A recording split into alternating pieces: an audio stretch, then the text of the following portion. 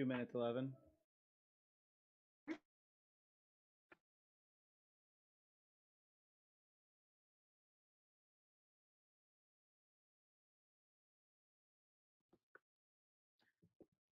Can you hear me? Yes, I can. Can you hear me? Okay, cool. Yep. Can you hear me?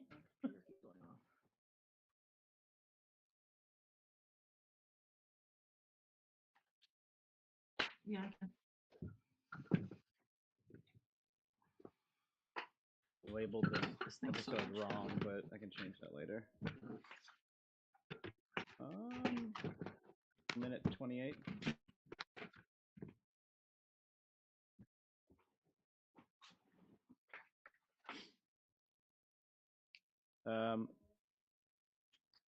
I can.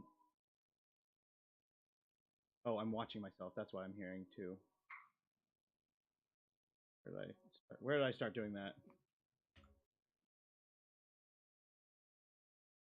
Are you sure you weren't hearing me smoke weed? Hearing my own stream.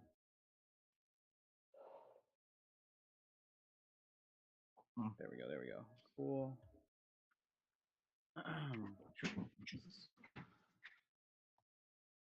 You can. Will you open the Twitch stream on mute?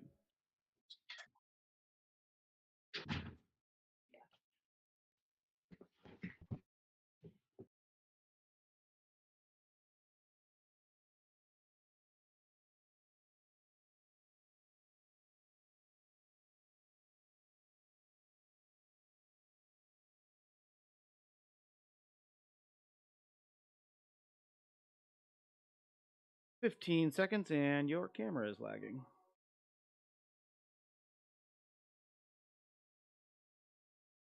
Yeah, you haven't moved in like 10 seconds. All right, 3, 2.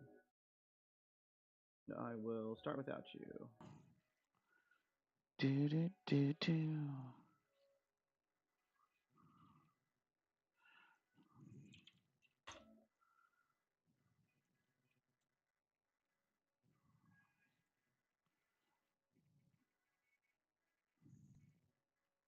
Good morning, crypto people. Just waiting for Lisa to join back in. We're having a little issues with the call. Nope, not quite. While she is joining, good morning and welcome. Ooh. Let's turn down the music.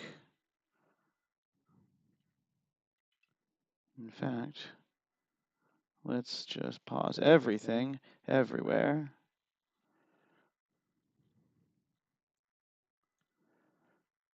And we can start talking about too many microphones. There we go. So, every single day that I bring you a podcast, this is the Consensus Podcast. It's a crypto conversation, so we're just going to talk about some news stories, maybe do a little education somewhere at the end.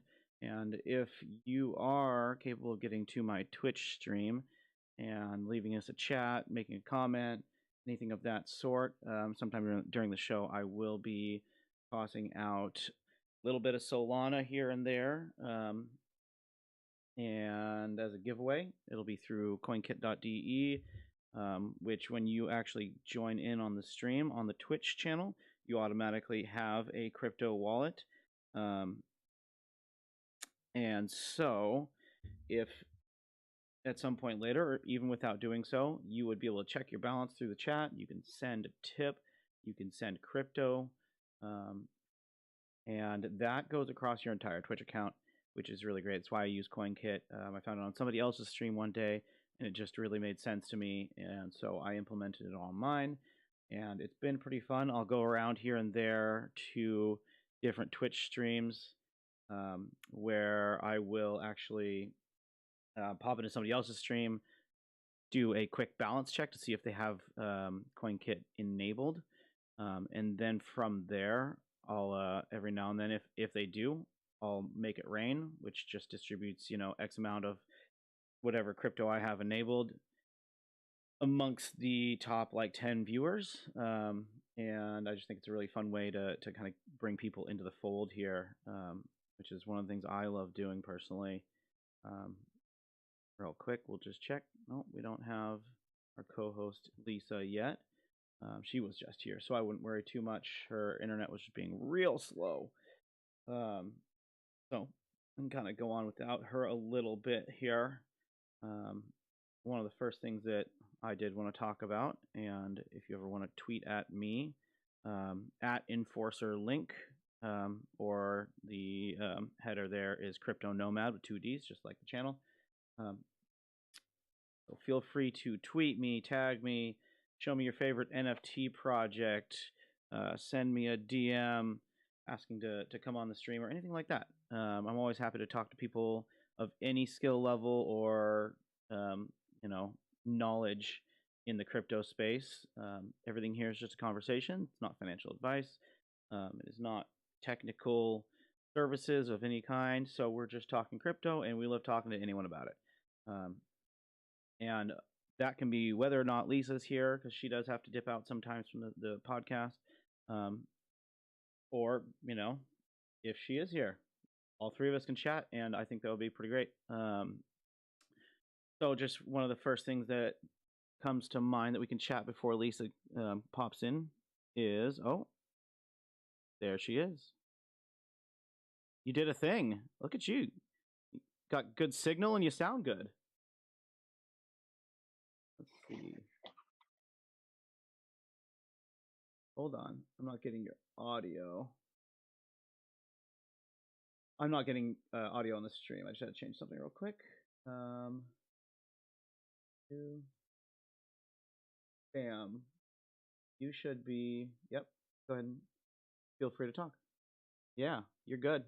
Looks like we are broadcasting perfectly, which is always impressive. You've seen our previous podcast. It's just been a work in progress, and we'll switch to the podcast screen here. So speaking of work in progress, I always seem to have to do this halfway through where I need to change out the background to our most recent thumbnail. This is episode 5 of the Consensus Podcast, and we've got Lisa, the head of For Women by Women Crypto. As usual, we're just going to have ourselves a pretty fun conversation, and it may be a little short today because Lisa's got some family in town, and we all got things to do. Yeah, very exciting. So, Lisa, how's it been? Good. Yeah? I mean, that's how it is. It's really amazing how busy the two of us are when neither one of us is currently working a job. I mean, like, anytime I talk to you, anytime you talk to me, we're both just like going. And, there's so much research to do all the time. And that's why I look so tired, because I spent all night researching. So what's the crypto been looking like?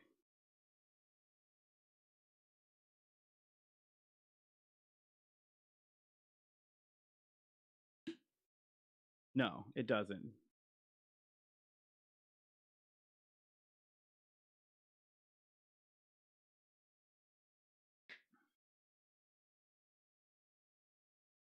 It really is. Yeah. Jeez, I know, right? And people keep trying to hire us. Oh, man. But anyway, so real quick, crypto markets are up. It's been actually a really great couple of days here. I'm just going to switch over to live stream real quick, and we can kind of talk about that. So I'm over on the Bitcoin chart. Bitcoin is trading around 43,745. Ethereum's trading around 2946, which is both are significantly up since when is this low point here? February 27th at 10 p.m. or is that's 8 p.m. and that's up blistering 15%. Holy crap. For Bitcoin, that is quite impressive. So markets are looking a little better. I'll go ahead and switch back to this podcast screen here. And oh, I forgot to switch back to Lisa. There you are. Hello. So real quick, what are you feeling around the markets in general and the situation in the world as far as how it affected things and what you think it may be trying to do for the next little while?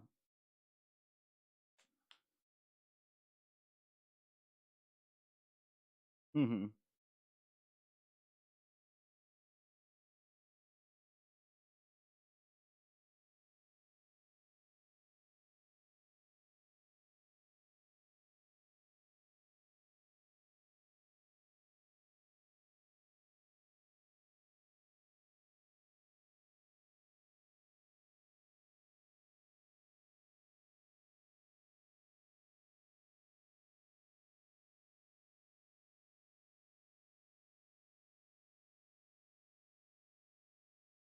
Right. I mean, an entire financial system where we can cut out, you know, a solid geographical half of the world. I don't know about population wise, but they definitely have a very substantial landmass. And with removing their access to Swift, I mean, if you've seen the price of the ruble to Bitcoin or compared to the dollar, it's just been plummeting, which is really really unfortunate for the Russian people who are being punished for whatever actions are happening. Um, but it's just it's what's got to happen right now, so we can all try and go back to a peaceful world, I guess. But it really pushes our agenda as far as adoption, and I appreciate that. And of course, the market appreciates it, as shown by the 15% price increase over the last couple of days. Um, but I mean, if you take a look back over the last 6 months, like there's been new articles here and there about Russia adopting crypto more and more, even at the governmental level, as far as mining Bitcoin and whatnot. And one of the things I was talking about to my Twitter people, anyone who would listen, is like, yeah, it's dropping, right there on the 22nd, was it? It dropped really, really hard. And I was just, trying to tell anyone I could, don't panic sell. You're just going to hurt the people of Ukraine more. Anybody who is not, yeah, it'll just hurt more people. And the best way you can help people is by hodling right now and making sure that we're keeping a stable financial market, both in crypto and in, traditional finance. Um, yeah. So enough of the sad and overwhelming emotional talk. Um, we've got some really cool stories here today. Like I said, I did a lot of research last night. And a lot of things actually happened while I was researching other things for my interview.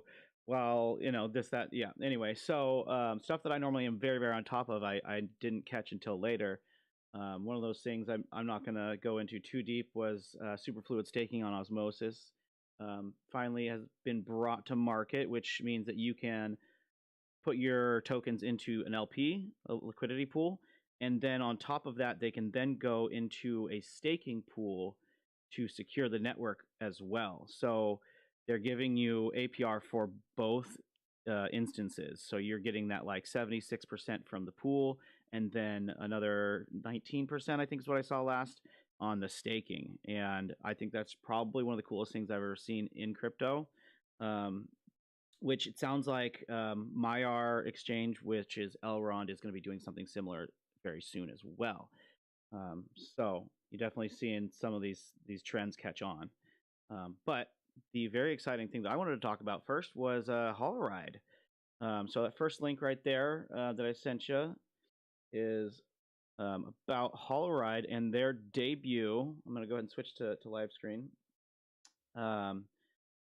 So debut ride-ready glasses for in-car entertainment. They have partnered with HTC Vive to bring the Flow goggles, which are a very slimmed down, neat-looking package. They're not very heavy. XR and AR. No, not AR. What do you call regular headsets? What is the word? VR. Sorry. Yeah.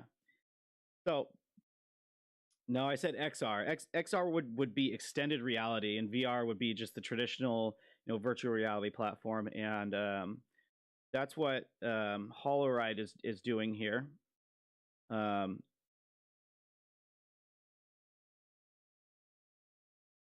They are. I've got mine right here, and fucker, actually, it fell off my desk as we were starting up, and so this is my rig. This is just an Oculus 2 with an extended battery pack. When you really start gaming, you do end up needing that pack. And like, man, this thing's big. Like, if you see me wear it, it's big. And you can. Oh, really? Which one do you have?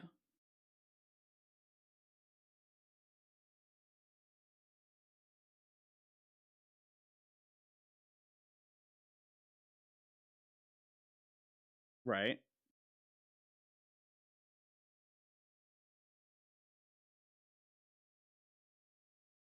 Yeah. It's really front heavy.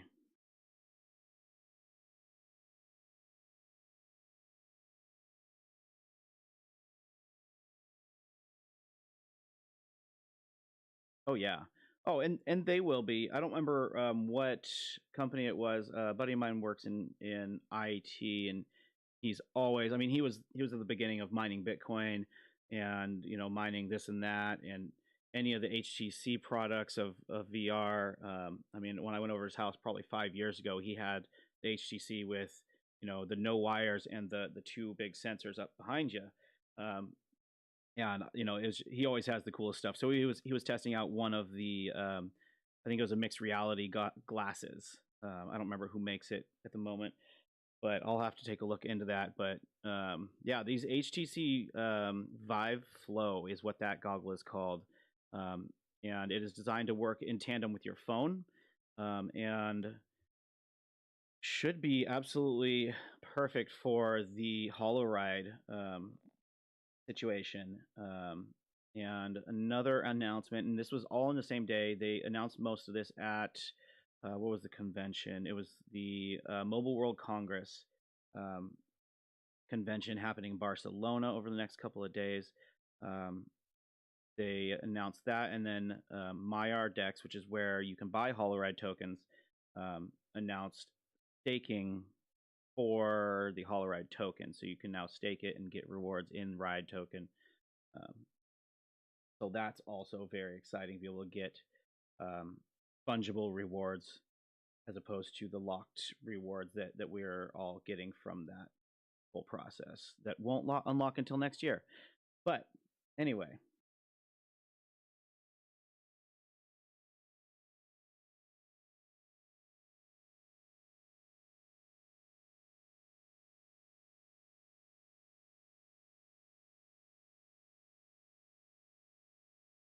So the whole concept is that they're trying to really monetize and improve your ability to enjoy yourself during a car ride or a train ride or an airplane ride. So it takes geographical data in real time as well as acceleration data. And so when you wear the XR, they're calling it XR for extended reality, and it's very similar to AR, but it's supposed to be set up to make it so you're not going to be getting motion sick from not seeing what's going on around you, because the world that you're interacting with is around you and not inside the goggles. So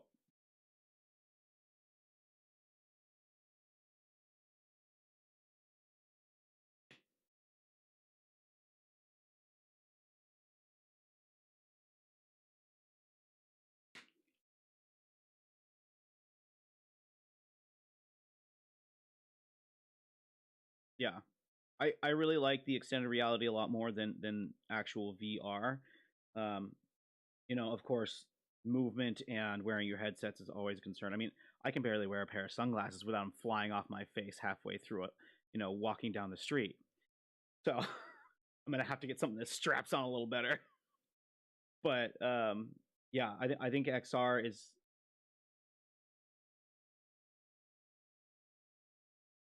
right.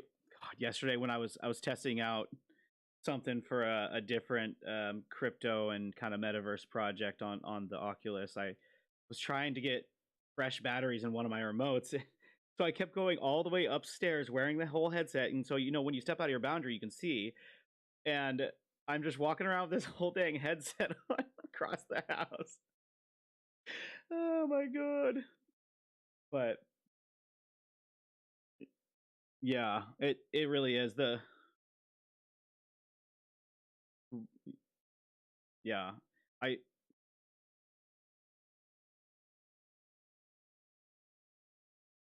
yeah, right. I'm not sure either. Um, One of the things that really excites me about this HoloRide project is one of the board members for HoloRide is the co-founder of um, the Oculus, and so he's advising the project. And a lot of the big um, the driving factors behind it are like people coming from Audi and working with directly with Audi because it is a technology meant to be used in the car, and so they are working directly with Audi on that to bring some of their tech in back and forth.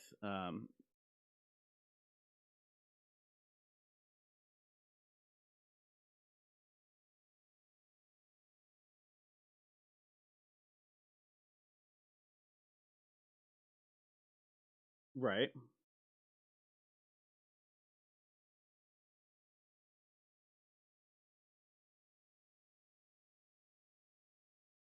Yeah. Right. Yeah. I think they're really trying to capitalize on the time wasted in traffic for commuters. So I mean, and it can be used in a train or a plane, a boat.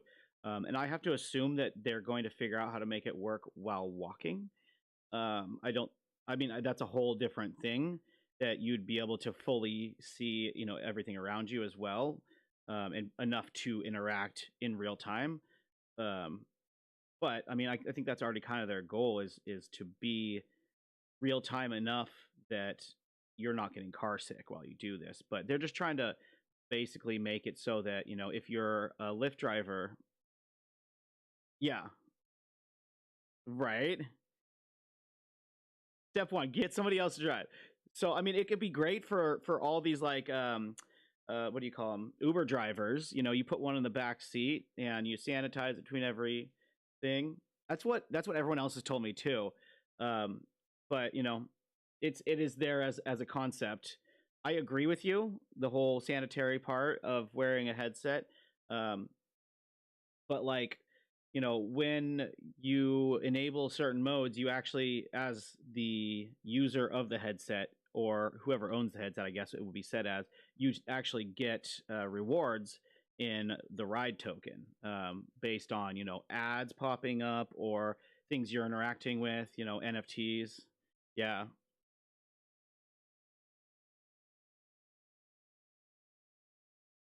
Yep. Yeah, yeah, yeah. So very exciting.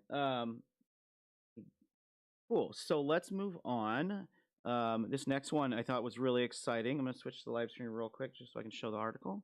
Company called Sonar has released their beta, and I kind of popped over and poked out a little bit. And what this tool is meant to be is sentiment analysis of social media metrics, um, so that you can go in and you can get really, really useful data of like, how is everyone actually feeling? It aggregates, comments from YouTube, Twitter, Discord, if it can get that data, um, Telegram, probably Facebook, and it's pulling this all together to tell you how people are actually feeling, because sentiment is so important in what we do, especially around charting and trading. Um, and so you can sit there and actually get this data that tells you, all right, what does the community feel like? All right. I was switching back to you so you could become part of it. There we go. So basically, it is giving you a feeling or a stat and a trackable stat of the emotions and the feelings of your social medias so that you can respond in kind as to, is this a good project? Is it going to go up? Is it going to go down? Um, is it falling apart? Whatever it might be. And so it aggregates this data and gives you, real trackable hard data that you can, interpolate for that cause. Um, and so I thought that was really, really cool. They're using AI for it. Um, what are you thinking about that?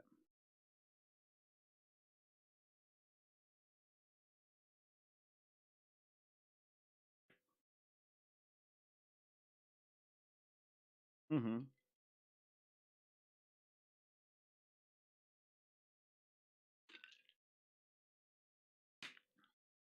Yeah.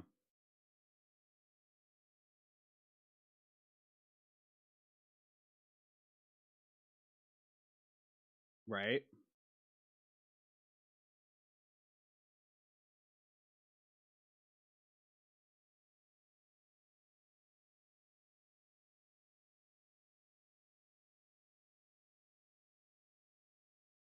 Yeah.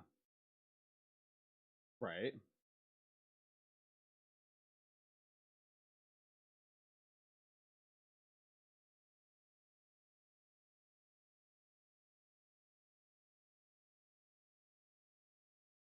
Right. Well, and they're definitely not the only one who's doing that. And sorry, I keep getting a tickle in my throat here. I got the black lung pops. No, it like makes me cry. It's so tickly, but um oh geez, they're not the only one doing this right now. Another company, Elementus, is kind of doing something similar, but more along the lines of being a search engine rather than market sentiment. Um, and I know, right? Wait,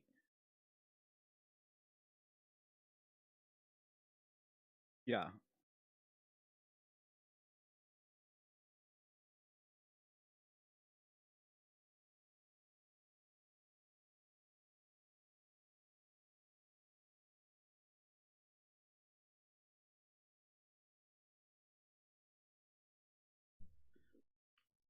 Oh, really?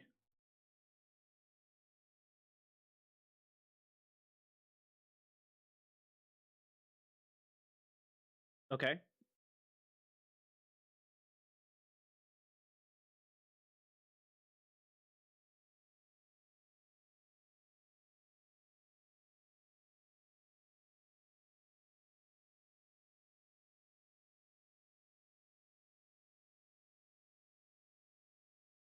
Yeah, and that's a really solid point. Geez, I didn't really realize how many people are out there saying they're doing AI, and it is it even AI? Like, until that starts building itself, can you really call it AI? Until it starts writing its own code. Okay. I mean, well, and yeah.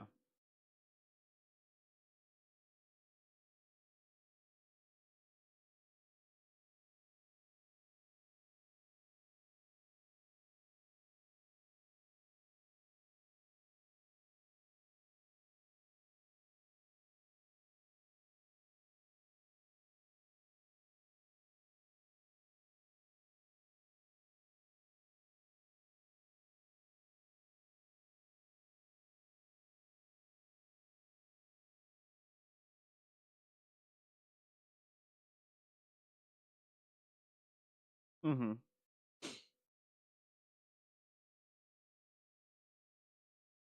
Okay.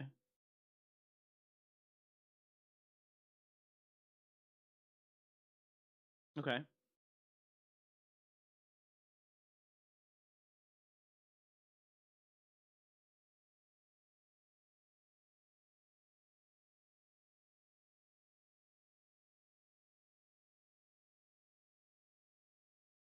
Mm-hmm. Okay. Yeah. Well, and it's still in beta, and it's definitely something I'm gonna watch and look out for. I mean, more information and makes better trades, and better information. Yeah, well, I'm always down for more information.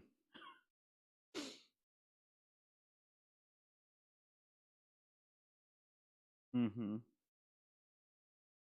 Yeah.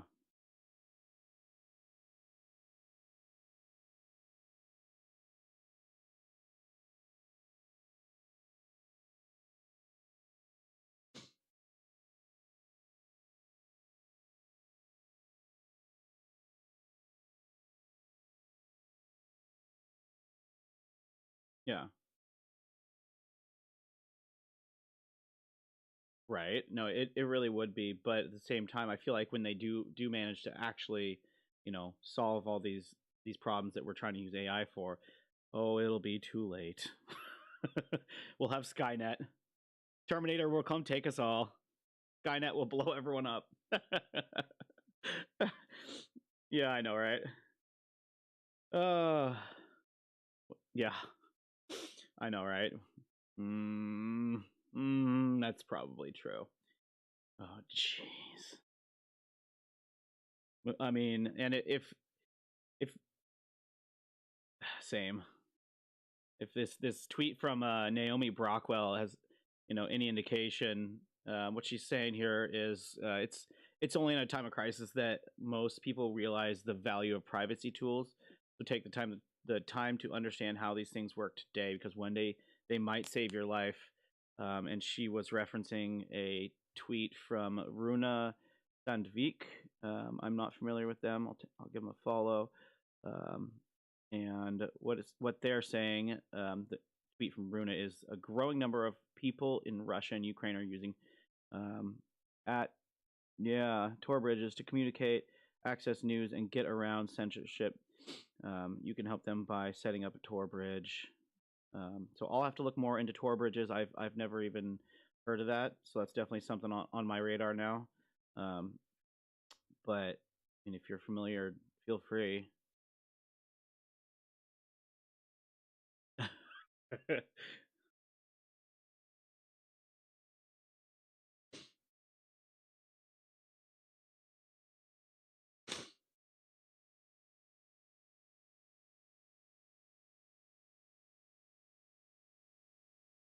Okay,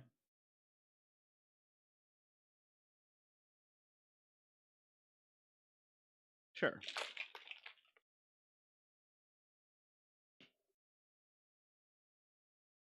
Fair enough. Fair enough. Okay. Mm. Yeah. Right.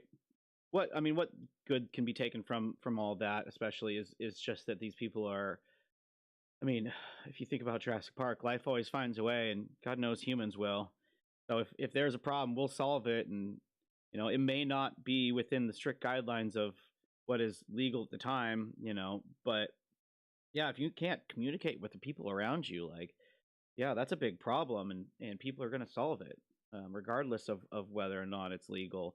And at that point, you start having to consider, why is it illegal to just your basic communications of, where are you, what are you doing? It's not like these people are spies and they're going out and trying to, save the world or end the world. They just are, trying to find each other and get from one place to the other safely. Um, so yeah,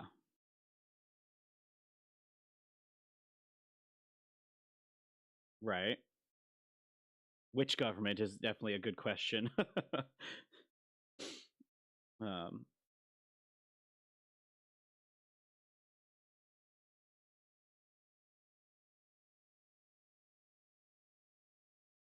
yeah,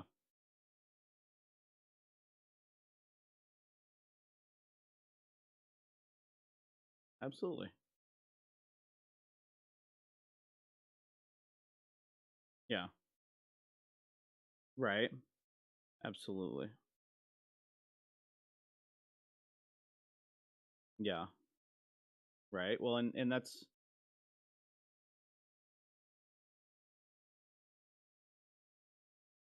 yeah,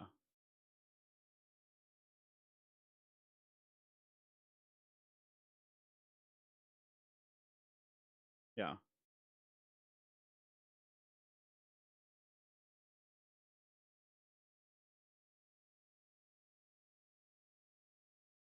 right.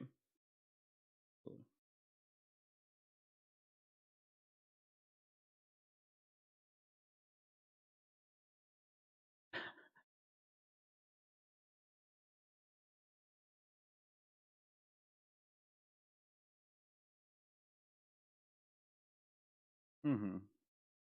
Yeah.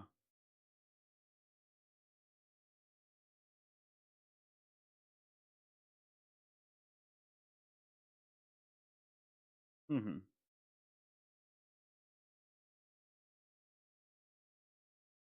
Yeah. Right.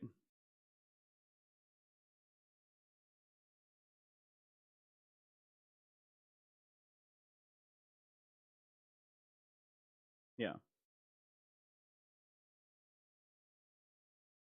Yeah. And that's really important too, is knowing that you have those freedoms that they could be taken away. So knowing how to get back to them is always very important, especially in the cryptocurrency space, where if we don't have the freedom of going where we need and accessing the websites we need, all of a sudden you can't trade any of your crypto. You can't send it to anyone, um, and that's kind of a big deal. And one of the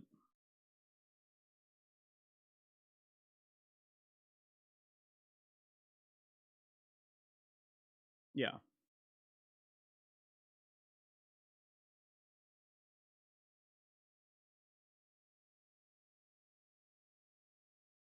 right, segmented internet. Ugh.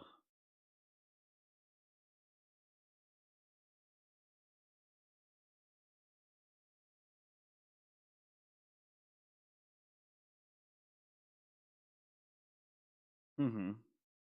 I mean,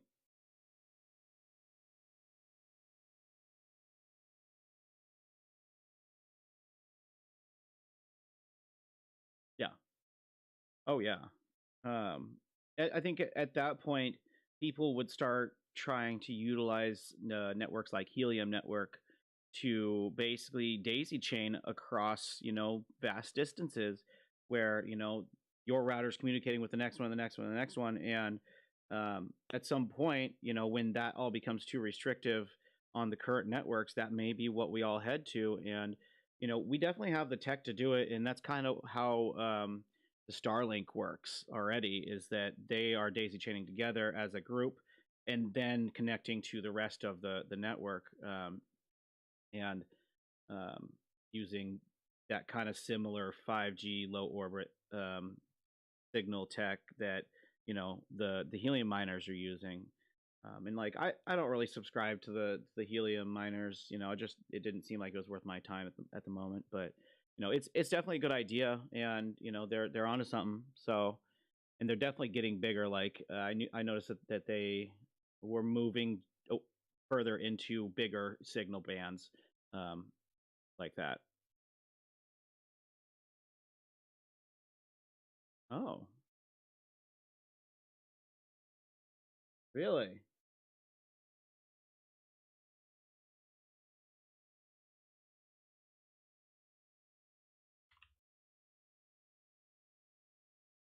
Mm-hmm.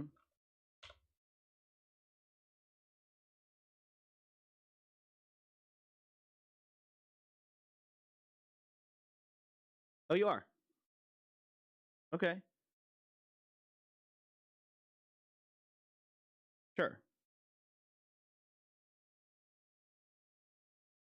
Yeah.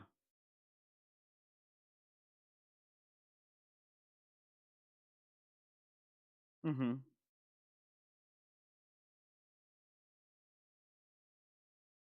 Yeah. Mm-hmm.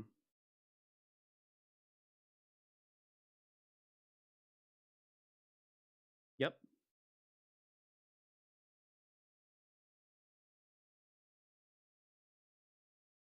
Okay. Yeah.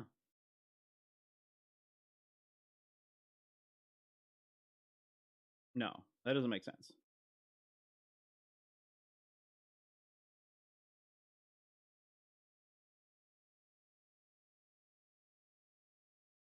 Yeah.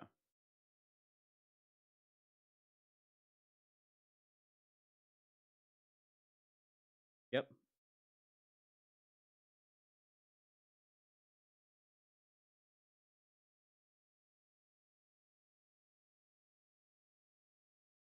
Yeah.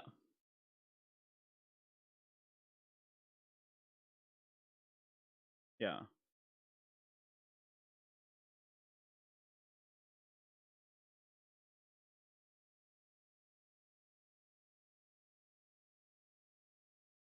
Yeah.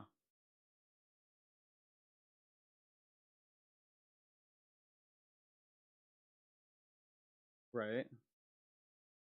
Oh, it really is. And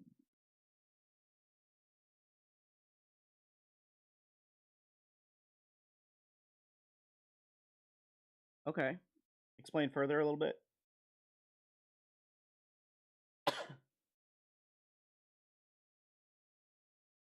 Yeah.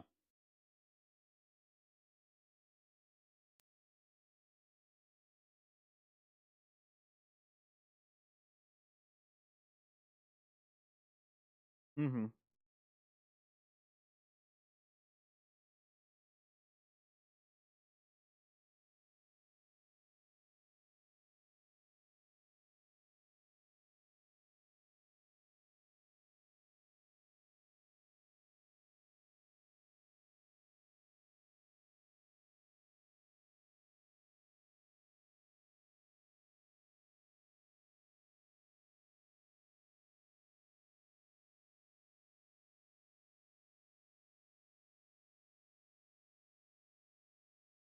Right.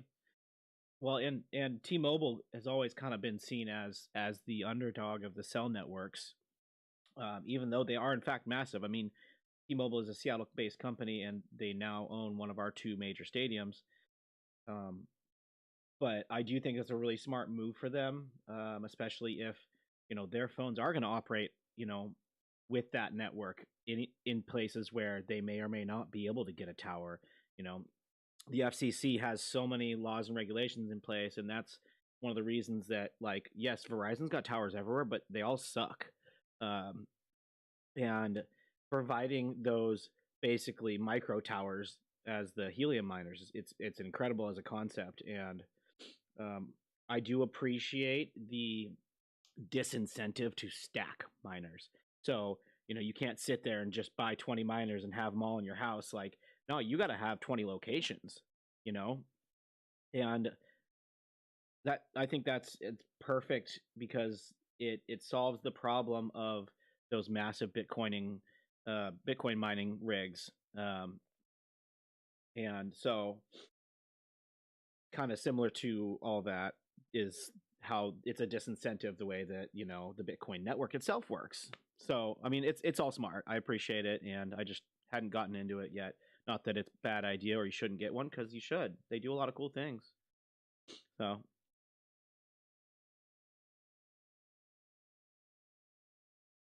was I.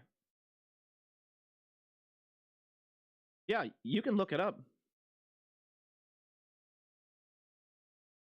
Right.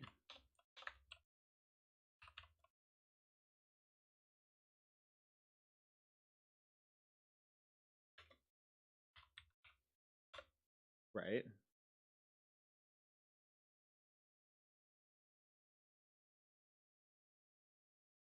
Wasn't it like 6? Yeah. Yeah, last time I saw it was like 450 to 600. They are, and that's kind of one of the things is people are not getting them. I'm just gonna pull up that map for people to see real quick. Exactly.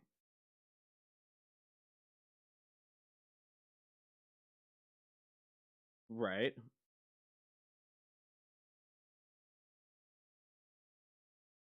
Yeah. So I'm looking at the map. Absolutely. So this map it shows little dots everywhere. There's a miner, and it's really interesting. It's showing this series of dots throughout the ocean, headed out towards oh God, North Japan and Russia. And I'm wondering if those are each little islands that I didn't ever know about. But let's zoom into a populated area here, like what is this? San Francisco. San Francisco is very well covered by helium miners. One of the big things that these miners do is provide things like Lime bikes, the network that turns them on and off. They don't just magically happen, but yeah, you can zoom into any one of these areas in these hexagons, and like you can see, some of them have up to 30 nodes. 31 nodes is one of the high numbers I'm seeing here. And you can come into this, and it shows a list of all of the nodes that are working, and how much they're getting. HNT, is that Helium token? Okay. Where do you see 90? Oh my gosh. Yeah, I see it there. That's wild. Yeah, yeah. So in that 30 spot, it was showing 2 a day, 0.27, 0.24. Yeah.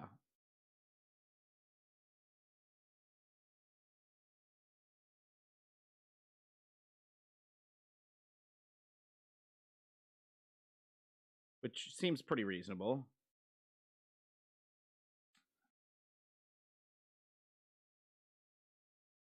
Yeah.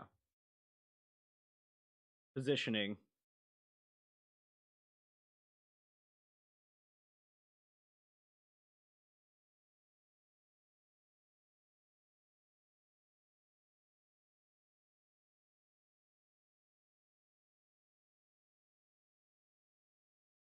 Yeah. Right. Well, and I'm zooming into Seattle here because I know the geography really well, and so I was living on Lower Queen Anne, and I was thinking about setting up one of these. So I was on a hill looking out over the Science Center and the Seattle Center is what it's called. Sorry. Um, and so like from where I was, there's only like 7, there's 10, 7, 17 in this area, and I mean, man, I should have done it. This guy's making 12 over 30 days, 12 and a half.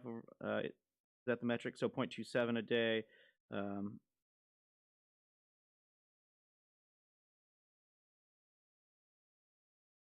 HNT crypto. Here we go. Sorry. HNT Tether. You can go into USD. On Binance, it is trading at $24. So, if they're making 0.25, they're making like $8 a day. Which is pretty good. And I'll come back to you. You can be part of this. No, but every little bit helps.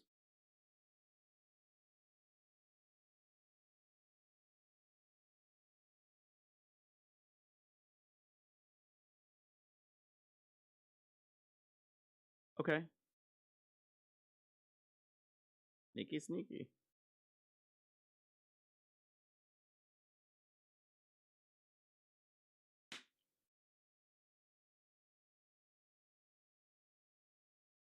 Yeah, because they're getting a bigger range.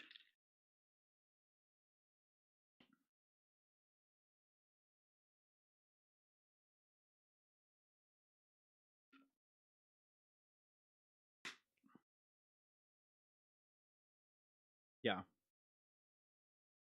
Mm-hmm.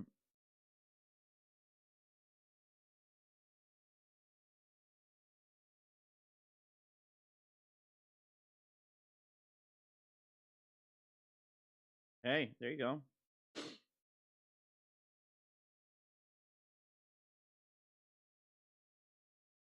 Okay.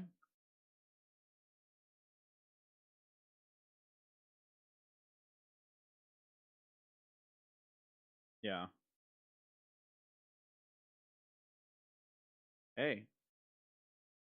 Yeah, it's a long-term investment, and it's an investment in yourself. If you're taking the time to learn this new skill and these new technical aspects of something, that's something that may pay off later when the network upgrades, when you get a bigger, faster machine that provides, more value to yourself. You're already ready and you've done this before, so you've got to step up on somebody else who's never done any of this. And so, yeah, I think it's a really cool thing, and I'm glad that people are taking on to it. It's nice to actually talk to somebody who does have one. I've only heard secondhand. My brother has one, or my cousin has one, or something. And so it is cool to hear somebody who's actually operating one talk about it. But It's right.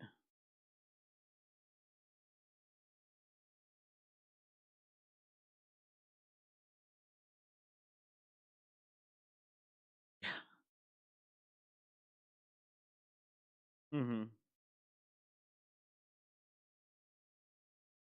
Yeah.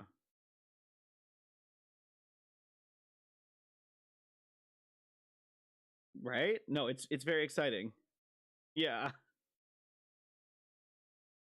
People get really excited. Yeah. I mean, like, number go up technology is always appreciated. So, yeah. One of my favorite phrases from Saifedean. Yep.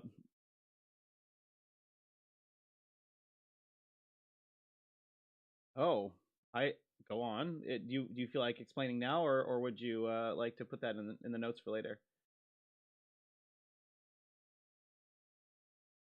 Yeah.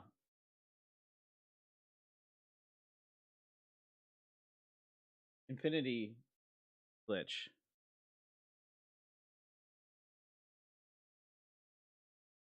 Okay.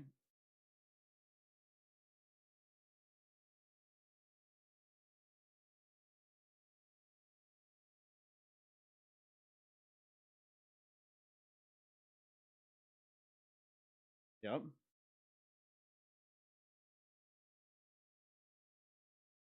Oh. Yep.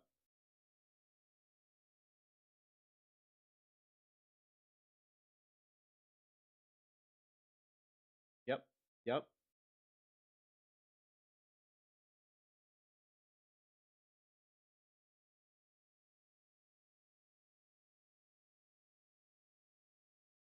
Yes.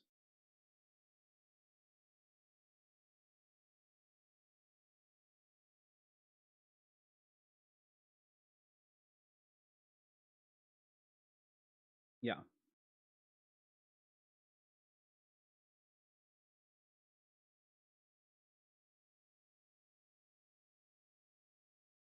Oh yeah. Absolutely. Yeah. No, no. Yeah. No, no, no. Well, so right. So there's a better terminology for that, and companies are doing it as a service within their own platforms. And so essentially what this is considered is a leverage trade. So you are leveraging a higher dollar value than you actually have on hand. And so so this is called, it's like leverage APR farming. And if you go to places like Tulip Swap, I think is doing it, and a couple other places. So what they'll have you do is you'll trade for the two tokens you need. You'll create an LP token, and you'll take that LP token over to this other place, and you'll leverage from there. They'll give you the leverage token, and you take this back and um, put it into the APR farm, and that is what's going to be creating your infinite money glitch. However, if you are doing it kind of the way that you're talking about, where the money that comes out goes to a lender, you can cycle it a lot harder, and you can get a higher leverage than you would have otherwise, because you're basically multiplying how many times you're lending, because they don't care if you get 2 loans, 3 loans, 4 loans, 5 loans. They're all individual loans. As long as you are feeding back in, your percentage, and you're gaining a higher percentage. Yeah, I mean, so Michael Saylor actually talks something about this in a very similar concept of why he has so much debt on the U.S. dollar against his massive Bitcoin fortune, is that when you have a loan, it honestly, if you are properly investing your money, it is better to keep the loan than to repay the loan right away, because the money you keep in hand and grow through a higher percentage APR, you can then funnel back in, and essentially you're paying back your loan with money that is worth less. by waiting and paying this off, the money that you are paying is worth less, which is exactly what the U.S. government does in their 5 trillion, 6 trillion, however many $1 trillion loan they have to. Who do we owe this money to? Ourselves? China? who in turn then has loans from somebody else, who then has loans from somebody else, and then the what's the international bank called that the IMF, yeah, and then the IMF has loans out to these people who then loan out to these other people who are paying them to, yeah, it's vicious cycle of ridiculous loans, and it's all made up, perpetually increased money, and yeah, it's wild. So as long as as long as you're outrunning, it's just wild. So there you go. That was a really solid piece of education there for our viewers here at the end, and you can definitely learn all about that kind of stuff from a bunch of courses. But EYOR, and I'm happy to provide some of those courses if anybody asks. This is all just, yeah, it's a very, very fun conversation of things that may or may not work. Who knows? No. Watch the rest of the video where we tell you to go do research. You are on your own. We are not responsible for your financial decisions at all. But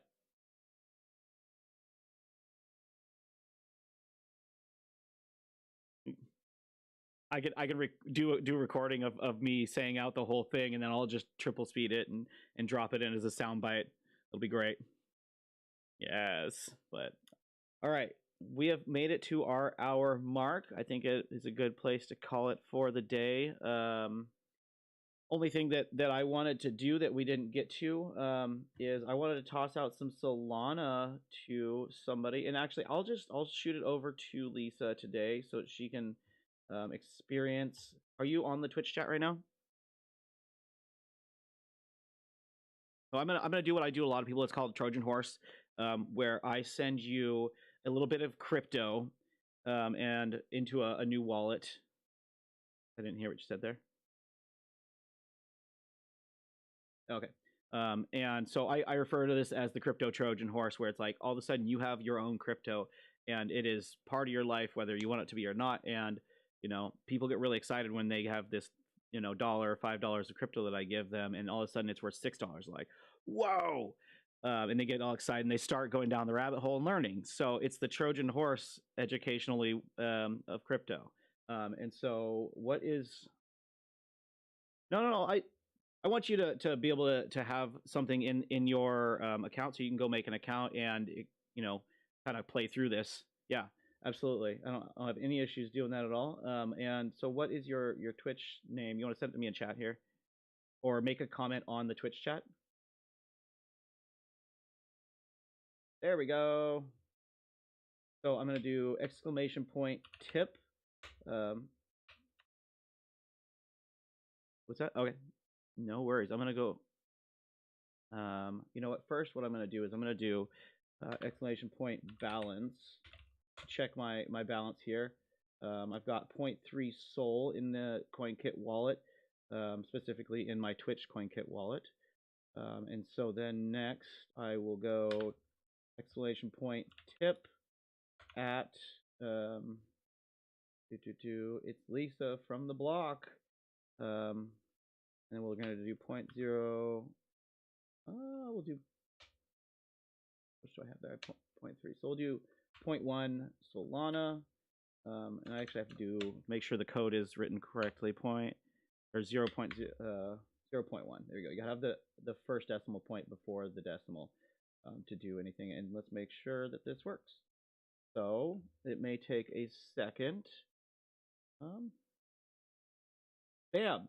So now what will happen for Lisa is that if she goes and does type in !balance like I did above, it should show that you now have a small balance of, there you go, 0.1 Solana, and that is usable. You don't even have to make your wallet on the account page or anything right now.